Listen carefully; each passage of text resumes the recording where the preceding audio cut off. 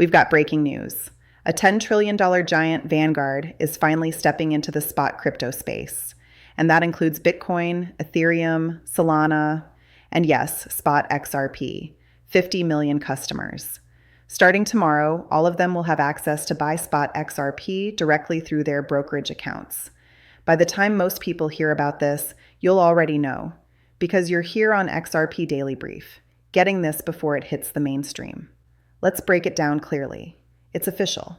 Vanguard has reversed its stance and will now allow spot crypto ETF trading on its brokerage platform. That includes Bitcoin, Ethereum, Solana, and XRP. For years, Vanguard has resisted crypto entirely, and today they finally caved. Now, to be clear, Vanguard is not launching its own ETFs. Instead, they're allowing their clients to buy third-party spot ETF products that meet their criteria. But the impact is the same. Tens of millions of traditional investors suddenly gain easy access to XRP exposure. Put this into perspective. Vanguard's reversal means XRP just secured a level of traditional accessibility that used to be completely out of reach. This is a structural demand catalyst, one that strengthens XRP's legitimacy as a portfolio asset inside one of the biggest brokerage platforms on Earth. Vanguard will now give more than 50 million brokerage clients the ability to trade ETFs and mutual funds that hold Bitcoin, Ether, XRP, and Solana. These are third-party funds, approved and available inside normal brokerage and retirement accounts, right alongside stocks, bonds, and mutual funds. The distribution effect alone is enormous. Vanguard oversees roughly $11 trillion. Even a small fraction of that capital gaining access to XRP fundamentally increases the asset's mainstream footprint. And this matters for a deeper reason. Vanguard is historically one of the most conservative institutions in the financial world, the true boglehead mindset. For them to accept crypto ETFs into their ecosystem signals something massive. Large cap crypto assets like XRP are no longer viewed strictly as speculative side bets. They're now considered acceptable, even if higher risk, satellite holdings inside traditional portfolios. That shift in perception is worth more than any short-term price movement. Kajiskis's comments reinforce this. He stated that crypto ETFs and mutual funds have performed exactly as designed, and that the operational plumbing, liquidity, settlement, administrative processes is now reliable. This is important because once a conservative institution becomes operationally comfortable, internal approvals for further products become dramatically easier. Now let's consider the competitive effect. Vanguard manages nearly half of all passive mutual fund and ETF assets in the United States. One single firm controls nearly half of that space, and they're now offering XRP. When a massive conservative giant steps in, it puts pressure on every other financial institution. BlackRock, Fidelity, State Street, Schwab. They cannot afford to fall behind. When one titan moves, the others must keep pace. This is how adoption accelerates. And while this news breaks, the numbers behind the scenes keep climbing. XRP saw over $40 million in spot volume today. Friday, a half-day session, still saw 22 million. Assets under management continue rising. Over 11 million XRP added recently, with projections suggesting that 15 million XRP may be needed today alone. As demand rises, exchanges are beginning to feel the squeeze. Some reports show that XRP reserves on Coinbase may be down significantly year over year. Liquidity thins as institutional interest grows, especially when trillions in potential capital from traditional finance start waking up to XRP's utility. And this is just the beginning. Over the next few years, tens of millions of new people will be entering this space. Trillions of dollars will search for yield, efficiency, settlement power, and tokenized value. This isn't speculation. This is structural transformation. That's why, for me, the time horizon extends to 2030. If it happens sooner, wonderful. But I'm preparing for a future where this ecosystem expands from a few trillion to tens of trillions.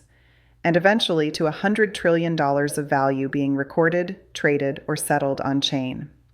On the market side, we closed over $40 million in spot XRP demand today. Some ETF issuers paused launches due to internal issues, and I'll cover that in a separate update.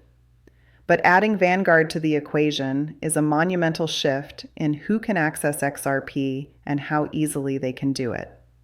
Now let's talk about OpenEden, another massive development. They just closed a major strategic round with investors including Ripple, Lightspeed, Faction, FalconX, and more. Their focus?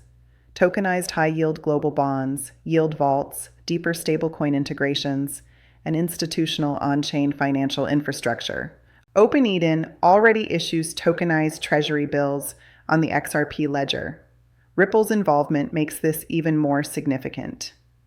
As interest in tokenized treasuries grows and the carry trade unwinds, someone will need to buy the massive amounts of treasuries hitting the market. Stablecoin issuers and tokenization platforms will be among the first in line, and some of that activity is already moving on to the XRPL. Ripple's leadership explicitly stated that supporting regulated financial assets on-chain is a strategic priority. OpenEden strengthens XRP Ledger's position as a purpose-built settlement layer for compliant asset tokenization. This aligns perfectly with what BlackRock has been signaling. BlackRock's recent commentary frames tokenization as the successor to the SWIFT era, a future where settlement, ownership, and asset management all exist natively on-chain. Faster settlements, fewer intermediaries, lower operational risk, and real-time transparency. They're already testing tokenized money market funds and exploring tokenized ETFs. For this future to work, institutions need blockchains that are fast, low-cost, compliant, interoperable, and stable. That's precisely what the XRP ledger was designed for.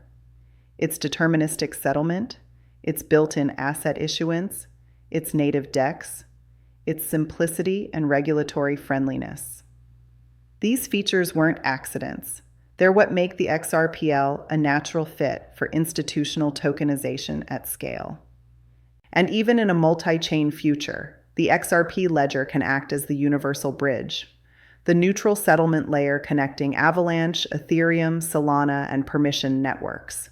You can issue an asset on one chain, settle it across another, and bridge the liquidity seamlessly. XRPL becomes the connective tissue. This is why I wake up every day and study this market, because we're watching the early phases of a financial transition that only happens once in a century. The more we understand now, the better positioned we are for the future. When you own XRP, when you own Solana, Ethereum, or other foundational networks, you're not buying a speculative token. You're owning a piece of the new financial infrastructure. And as trillions in value move across these systems, prices must mathematically adjust to support settlement depth. That's why people talk about $1,000 or even $10,000 XRP, not because of hype, but because of utility. David Schwartz himself said it. If XRP fulfills its intended utility, the price cannot remain cheap, and that says everything. Let's end it here. I'll bring more updates in the next session on XRP Daily Brief. Thank you for being here, and thank you for being part of this journey. The transformation is happening right in front of us, and together we're staying ahead of it. I'll see you next time.